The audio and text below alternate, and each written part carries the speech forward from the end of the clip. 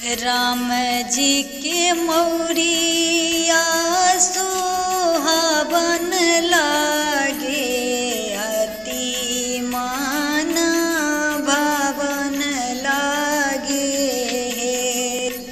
राम जी के मौरिया सुहावन लागे, अति मान भावन लागे।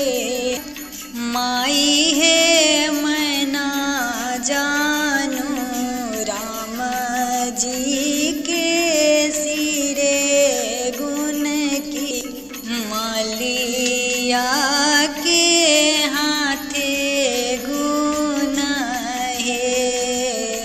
माई है मैं ना जानू राम जी के सिरे गुण की, मलिया के हाथे गुण है। राम जी के चंदना सोहावन लागे, अति मान भावन लागे। राम जी के चंदना सोहावन लागे, अति मान भावन लागे। माई है मैं ना जानू पंडित जी के हाथे गुण की, राम जी के माथे गुण है।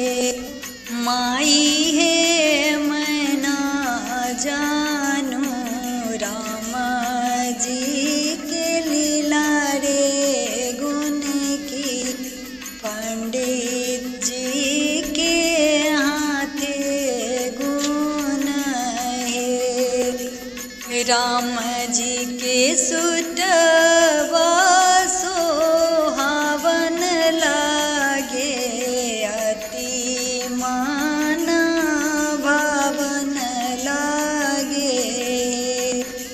राम जी के टैया सोहावन लागे, अति मान भावन लागे।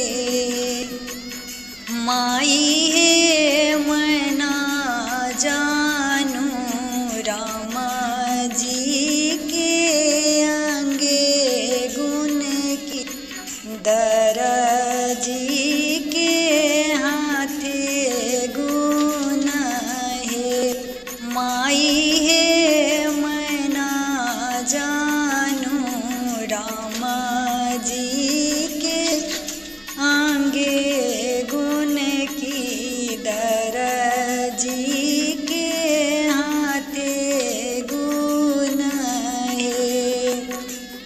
राम जी के जूतवा सोहावन लागे, अति मान भावन लागे। राम जी के जूतवा सोहावन लागे, अति मान भावन लागे।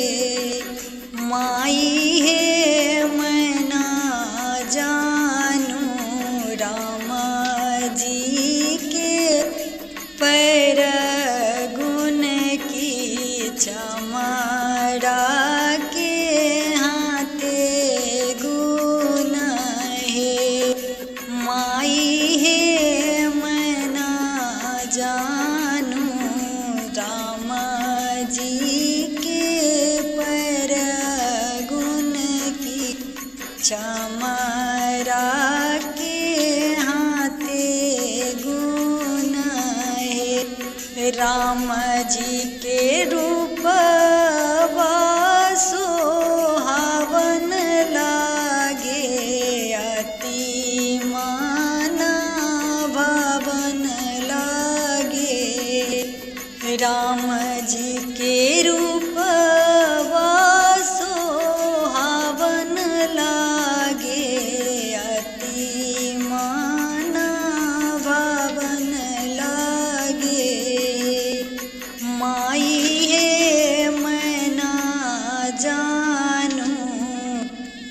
दशरथ जी के अंगे गुण की कौशल्या जी के कोखे गुण है।